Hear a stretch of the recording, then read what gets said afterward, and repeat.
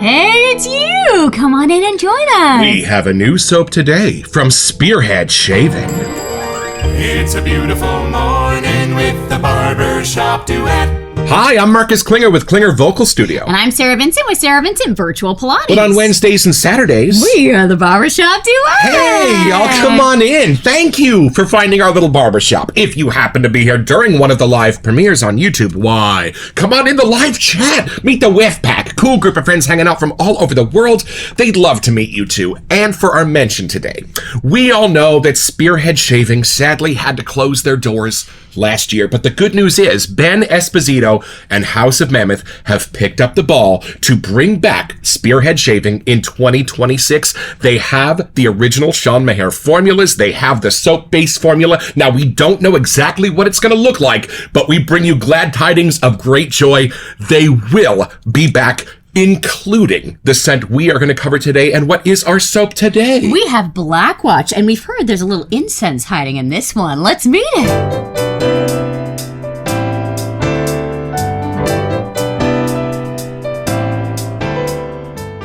All right, y'all, from the retired sales page from Spearhead Shaving. Black Watch is a special chapter in the Seaforth story. Seaforth was a drugstore staple by the 1950s, but it wasn't perceived as a luxury product by high-end retailers. The solution was Black Watch, a distinguished scent with its own image, branding, and product line. Our reimagination takes the sophistication of Black Watch and refines it for modern wear, day or night. This is cool. This is based on a historic Seaforth scent. I did not know that. To celebrate the unique history of Black Watch, we are releasing its own shaving soap base, Highland. Highland is rich in skin-loving oleic acid with a uniquely smooth and creamy lather. The soft soap lathers easily with exceptional slickness and post-shave feel. The scent for Black Watch was created by Sean Maher of Chatillon Luxe and Maher Olfactive. Perfumers note, in an accord that was created to stand the test of time, Black Watch is classic and time-tested. Not too rugged, but not too refined. It is a scent that you wear like you would wear your favorite pair of leather shoes, able to dress it up or down however you wish. The tea-like citrus of bergamot gives way to a fruity jasmine and plum middle note, which then slowly welcome in a subtle base of leather, oak moss, incense, and sandalwood. It's a classic scent that never feels dated, but never goes out of style. Now, we are told by a few of the brethren that this might be the soap we are looking for to scratch the itch of that Sunday morning Catholic Church incense smell that we remember, but we might know better when we open the box.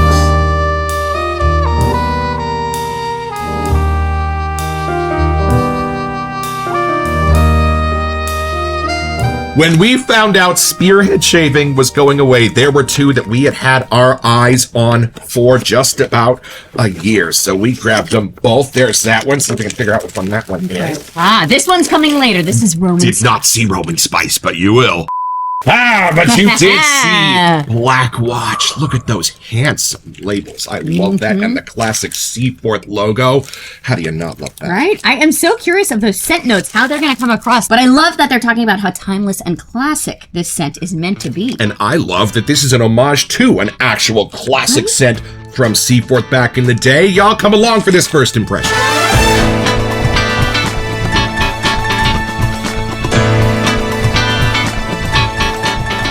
It's kind of crazy that this is unobtainium. We don't mean to do an episode that you can't get, but it's coming back. I know, but it's coming back. That's why we grabbed it, because it is coming back. All right, here we go. This thing, it's a beautiful pour. Look a little darker, though. The surface of the moon. All right, the shaking clam. Taking it in. Here we go. I'm curious if it's going to be like a library scent with the plum in the middle, or if it's going to be more of that incensey church smell. Let's see. Or maybe a whole different road altogether. Let's find out. If it kind of was more 1950s, maybe? I don't know. It's clean and aftershavy and beautiful along the lines of Skin Bracer and Electric Shave. Okay. That's where this sits, but more gentle, a little bit more on the natural side, while still being an aftershave. There's even a bit of powder in this. Fabulous. Hold on. It's gentle. Okay. In its hug around your shoulders. Kind of like Wild Country from Avon used to be. It's in that lane of things. Not too bossy. I like that. No. Clean and bordering on suede obscenely. Masculine reminds me of the aftershaves that some of my more well-traveled uncles used to wear in the 70s and 80s. Y'all, this is something else. Well, it's definitely classic. It's definitely in that line of the original Seaforth and kind of some of those, even like Old Spices in this lane. But there's a modern edge to it. You can tell that Sean Maher dove in, deconstructed this, and then put it back together. This even owes a little bit of a handshake to some of the colognes in the 2000s and 2010s. Just echoes of it. And y'all, it doesn't go library at all. It's not that kind of plum. So if you do know NYC Odyssey from Macduff's or Koyos from First Line, this does not do that kind of plum. Good to know. Hold on. It is interesting knowing that this scent was kind of meant to help push toward the luxury line. So obviously there's something in here that is a little, not just aftershave, but kind of turned up, it sounds like. 100%. This is what the cleanest house in town smells like. Resinous, woody. It's not a bit floral. For those of you that are trying to avoid those kind of things, absolutely no flowers in here. But it's sweet, it's gentle, it's welcoming. So if you could dive into the incensey portion, do we get that? Just on the outsides. There is nothing smoky about this, but there's something dark and rich, like a dark stone or something like that. But I'm not getting a lit smoky sense at all. So our inner Catholics continue their quest. Yeah. But it sounds like it's good for the type of scent you have. It's still scratching the itch you didn't know you needed. Y'all, and it's so interesting. Like, my nose still has not really discovered its boundaries, yet it's wide and beautiful. And clean. And I think that sense of powder is not to be ignored. It's not like a baby powder. It's more like a barber powder bordering on talc. But still has a little bit of that beautiful barbershop spice without it being violet, without it being lavender. There's a creaminess to it under the surface that's not sandalwood or anything like that, but it borders on lactonic. Without being lactonic for me. It is creamy, like a shave cream. Something like that. And then something grassy. Look at my face. Something that borders almost on like a hay kind of a thing, but it's not. It's a greener grass. It's a greener herb. And then I'm trying to figure out how to nail down the green in this. If you could take moss from like Irish moose and make it not earthy. All right. I know. How would you do that? That's what's going on in here. So just the sweet, almost gourmandy part of moss without the rocky, earthy side of it is going on in this. There's a lot going on, it sounds like. Right? And then bordering on something citrusy, but I don't get bergamot in the way I was expecting. It's like a candied part of the citrus, but it's nothing pulpy. It's nothing tart.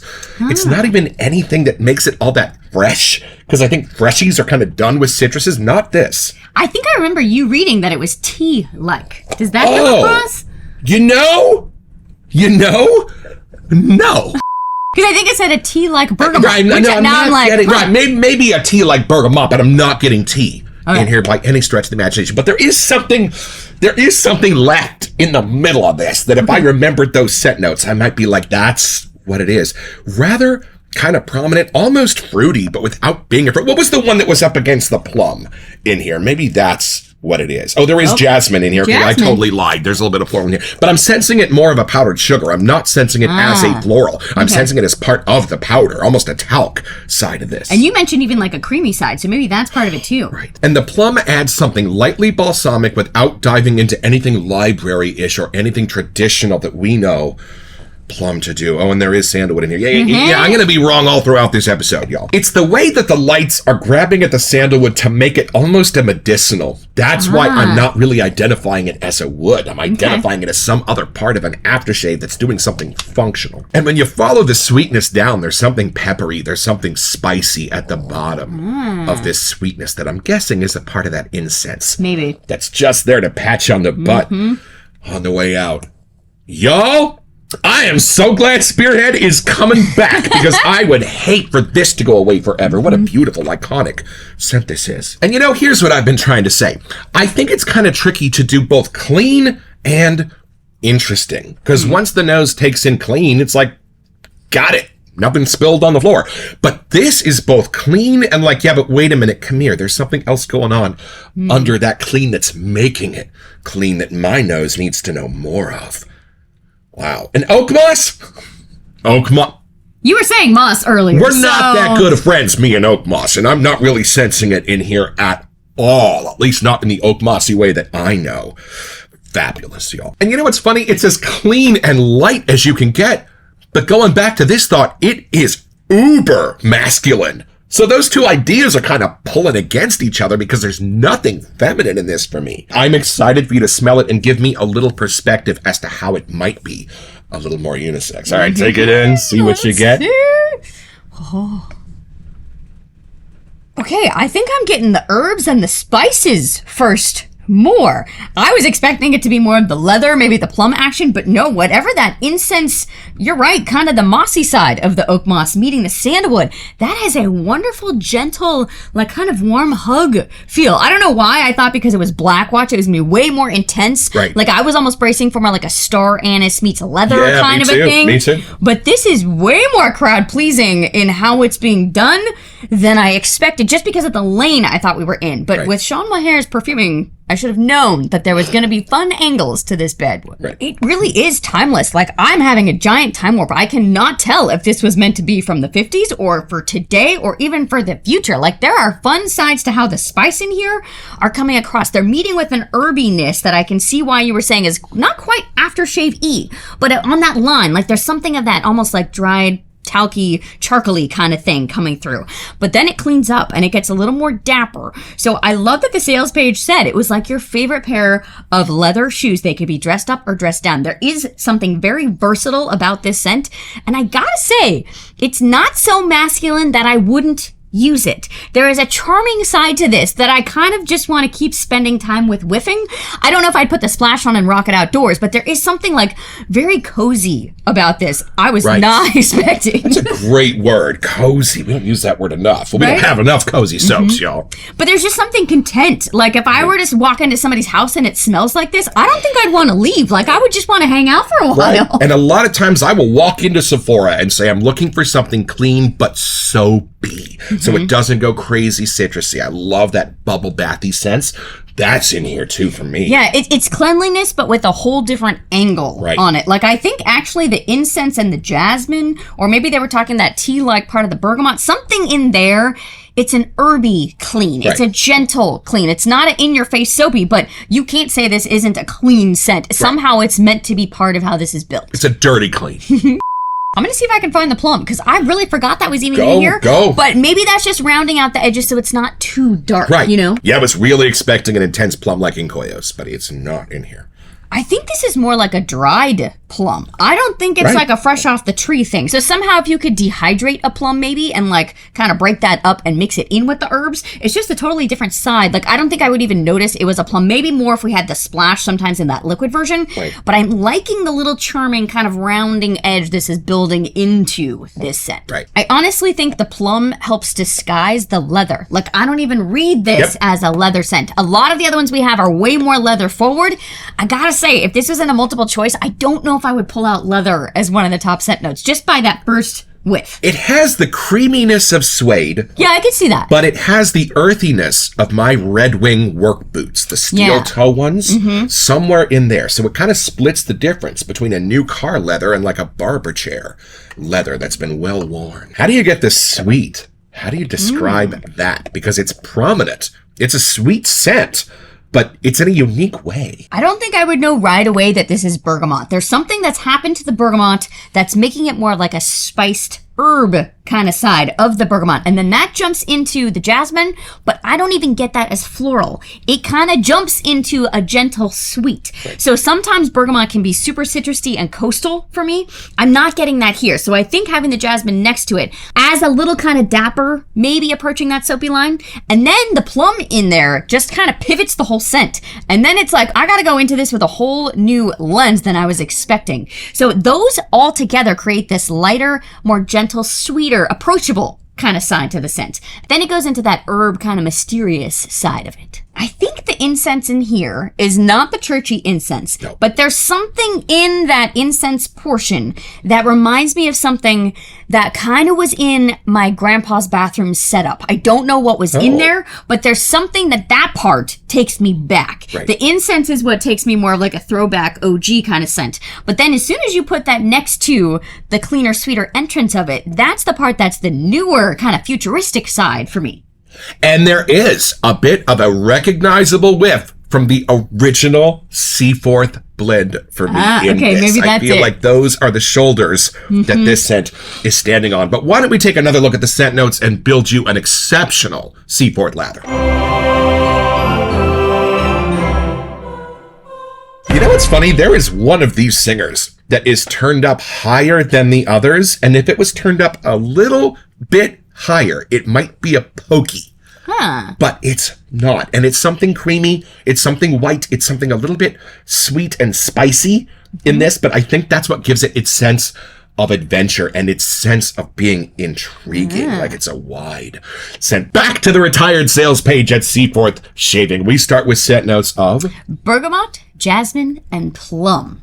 So I think that's the sweeter kind of maybe top portion of the whiff, maybe? And each one of those three has a way of disappearing into the other. It's not putting the full bergamot sense into the soap. It's not a full jasmine sense or a plum sense. It's the parts of each one of those that would best click with the parts of each other. And that's why you need a master perfumer to do these kind of things, because some of these aroma ingredients that are available are only the inside of the bergamot or the outside of the jasmine, not even from a jasmine plant at all, but giving your nose that kind of idea of one in a way that's going to bind with other scent notes. It's almost like if you took a magnifying glass to each of those, bergamot, jasmine, and plum, and you deconstructed them and put them back together, how they would link and click to create something new. So when I read bergamot, jasmine, and plum, my brain is not perceiving those. I'm kind of digging to find those in this scent, but whatever parts of those he used, nailed it. And I think the leather, if I had to name a spine for this, is the center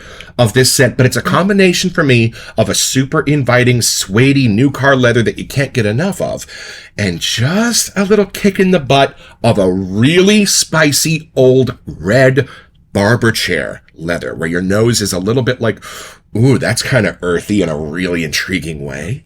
To me, it's way more gentle, and I don't know how that's coming across. Maybe when we lather it up, that's going to be what turns up for me, but I'm almost having a hard time finding it. But that coziness, I think, is kind of part of the leather portion, like your cozy chair or something that's been broken in. I think that's the cozy side I'm getting. And that's what's happening with the oak moss. So I think some of these other scent notes are giving such a clean creaminess to the soap that it's taking the edge off the oak moss that my nose usually finds a bit squinchy, because I'm not sensing it in here the way I do in fougères. It's just adding a little dapperness, I think. Not fougère, but it's adding a little cleanliness used with a different herby side of the oak moss.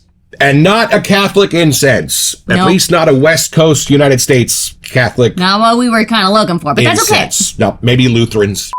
And the sandalwood is kind of the star for me, because it's not the kind of sandalwood we are used to. It's a drier kind. I can almost see the wood itself. My brain almost was getting that as the base itself. Like, I thought that was the soapiness side, because you kept saying creamy and soapy, and I think that's the sandalwood magic happening. And y'all, this is my bowl and brush from Ollie Works. They accompany my Meteorite razor. So this is the Asteroid shave brush and the Crater shave bowl. These are our waxing sticks from Amazon.com, so we don't contaminate our soap. And I'm just going to put a little bit of this into the ridges of this beautiful new piece of hardware we've recently added to our den. Now, this is a new formula. With the other two spearheads that we have, I can really feel the stearic acid bumps under my finger, but not with this one. What are the first couple ingredients? It is still stearic acid, water, tallow, but the other one that they were talking was about the oleic acid. Was a different thing that you read earlier. All right, a little water from the bougie sprayer, thanks to Sean and Julie Smoldridge. I am curious how this will change with some water. I am too. So here we go. This is one of my smallest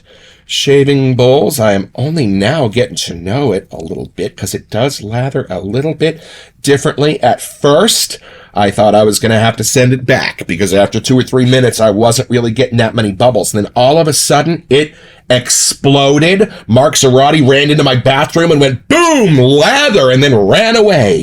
Because see, look, it almost looks like there ain't nothing going on in here, right?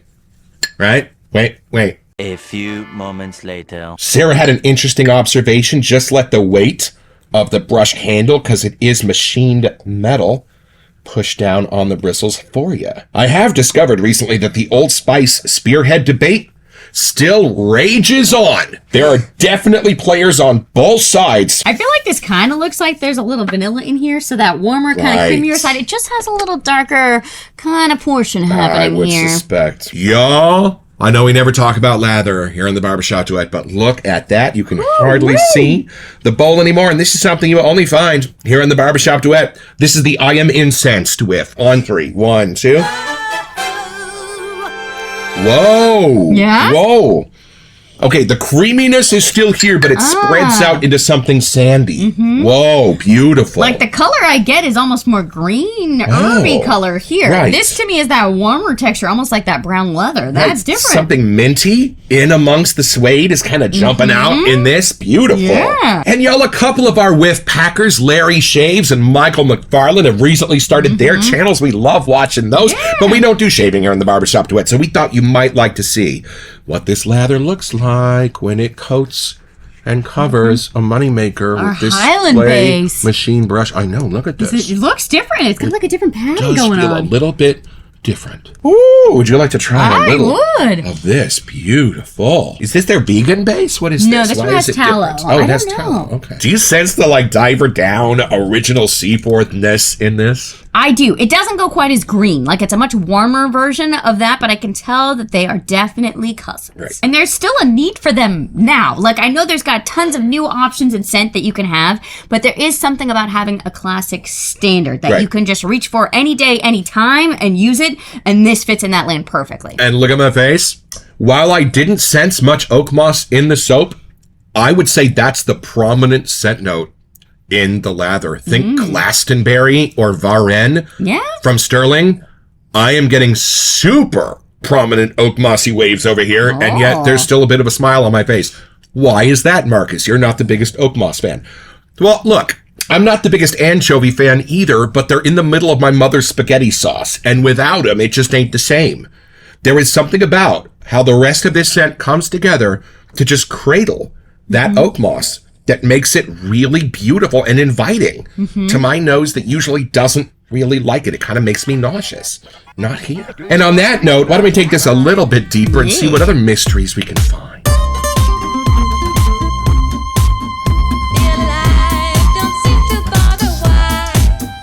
In the lather, I feel like the plum got less of a Yes, voice. 100%. I wouldn't even have sensed it. And the leather was like the opposite side of the leather. It was way more the sweetie, warmy kind of zone, like the spice of the leather somehow in the lather. Well, it was kind of about what the best friends are. Because the leather and the jasmine kind of come together, the sandalwood and the incense kind of come together and give you kind of new accords, new ways to experience this. And I think the plum just kind of sprinkles some fruitiness across the entire thing. But again, I don't get that plummy sense. I just get sort of a balsamic, fruity sense to it. Yeah, and there's nothing pokey in this. I know what you meant by the oak moss kind of rides that line and a few of the other ones, but I do feel like that's why this is considered a classic scent. It's an any day, any time scent because there's nothing that's pointing to winter or spring necessarily or dressing up or dressing down. You just want to feel like you had a good shave. This is the scent to go for. And as prominent as the oak moss is for me in this lather, I don't think my nose would still call this a fougere. I think it goes off in too many different directions. It that warmer kind of more comforting side somehow takes over for me. It doesn't have the ferny.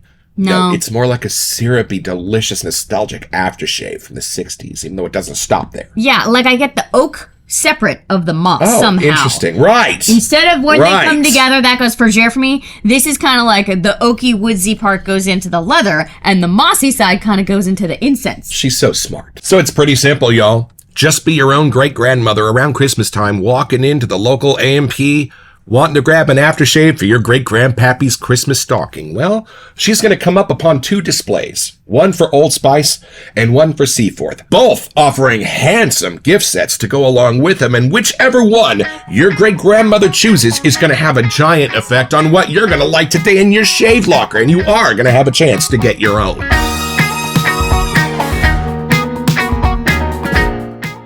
So head over to spearheadshaving.com where you'll find this and all kinds of other cool stuff.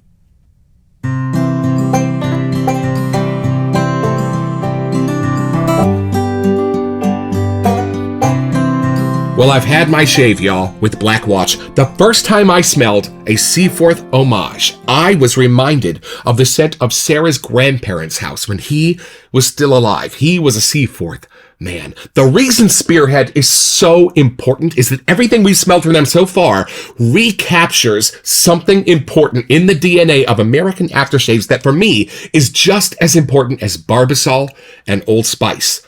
I know.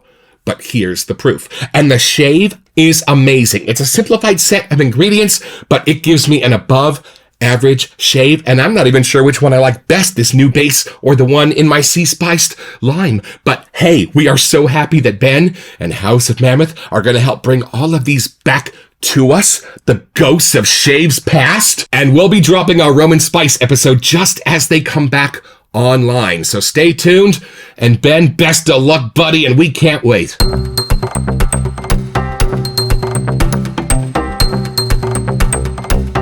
Hey, welcome to Messages. So for our April giveaway, we wanted to give you a chance to get $25 to Noble Otter. Yeah, and y'all, and all you have to do to be eligible for our giveaway is send us an email here to wesetyou@thebarbershopduet.com so we can get back to you. It's the only way we communicate about our giveaways, and then check back here on our first May episode to see if you are our lucky winner. Best of luck. We've got Roman spice, so I'm curious how these spices are going to be friends in our cabinet. Right. But I'm glad we finally got our noses on this. We had a few other ones that were kind of pushed towards us for the incense that we've been looking for. But I think this kind of really fit a whole different lane that we didn't know that we needed to go back to like the OG Seaforth scent. But we are still looking for that Catholic Church almost / Masonic Lodge kind of incensey thing of my childhood. If you have something in mind, put it in the comments, but I don't think it's frankincense either, because we smelled a bunch of frankincense once and it's not that. Once we know more about what's coming ahead for Seaforth along with House of Mammoth, we will keep you updated. Right. Don't forget your next appointment with the Barbershop Duet. You'll smell better just watching this.